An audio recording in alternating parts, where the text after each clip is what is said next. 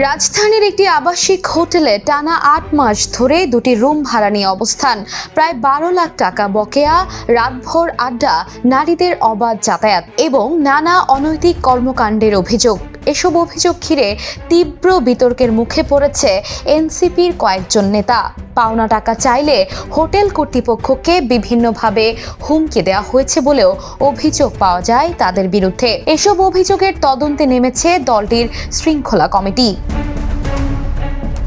সম্প্রতি একটি গণমাধ্যম প্রকাশিত সংবাদের মাধ্যমে বিষয়টি সকলের সামনে আসে। তাদের হাতে আসা নথিপত্র এবং ভিডিও বিশ্লেষণ করে দেখা যায়, এনসিপির ৫ নেতার কাছে রাজধানীর বঙ্গবন্ধু অ্যাভিনিউ এলাকার আবাসিক হোটেল ইয়ামেনি ইন্টারন্যাশনাল লিমিটেডের প্রায় ১১,৯৩,২০০ টাকা হোটেল ভাড়া বকেয়া রয়েছে।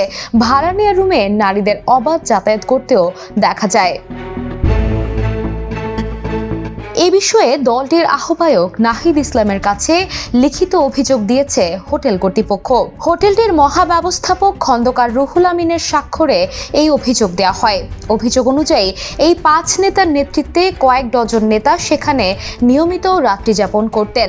পাশাপাশি নারীদের আনাগোনা সহ নানা ধরনের অশ্লীল কর্মকাণ্ডে জড়িত থাকারও অভিযোগ রয়েছে তাদের বিরুদ্ধে। হোটেল কর্তৃপক্ষের দাবি, ২০২৫ সালের ২৫ জুলাই থেকে ২০২৬ সালের ১২ ফেব্রুয়ারি পর্যন্ত প্রায় ৮ মাস ৭২৫ ও ৭২৭ নম্বর দুটি রুম ব্যবহার করেন তারা। প্রতিদিন ২ রুমের ভাড়া ছিল ৬,০০০ টাকা। ১০,০০০ টাকা অগ্রিম দিলেও পরে আর কোনো ভাড়া পরিশোধ করা হয়নি। বর্তমানে তাদের কাছে প্রায় ১১,৯৩,২০০ টাকা বকেয়া রয়েছে বলে অভিযোগ। অভিযোগে আরও বলা হয়েছে, ওই রুমগুলোতে রাতভর আড্ডা চলত এবং নারীদের অবাধ যাতায়াত ছিল। এই সংক্রান্ত সিসিটিভি ফুটেজ সংরক্ষিত রয়েছে বলেও দাবি করেছে হোটেল কর্তৃপক্ষ। তবে অভিযুক্ত নেতারা এসব অভিযোগ অস্বীকার করেছেন। কেউ বলছেন ভাড়ার বিষয়ে জানেন না, আবার কেউ দাবি করেছেন অনৈতিক কর্মকাণ্ডের অভিযোগ ভিত্তিহীন।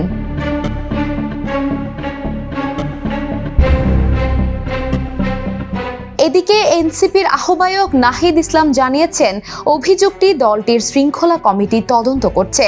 তদন্ত প্রতিবেদন পাওয়ার পর প্রয়োজনীয় সাংগঠনিক ব্যবস্থা নেওয়া হবে। Desk report, the news. দেশে দেশে সবার সাথে, দ্য নিউজ।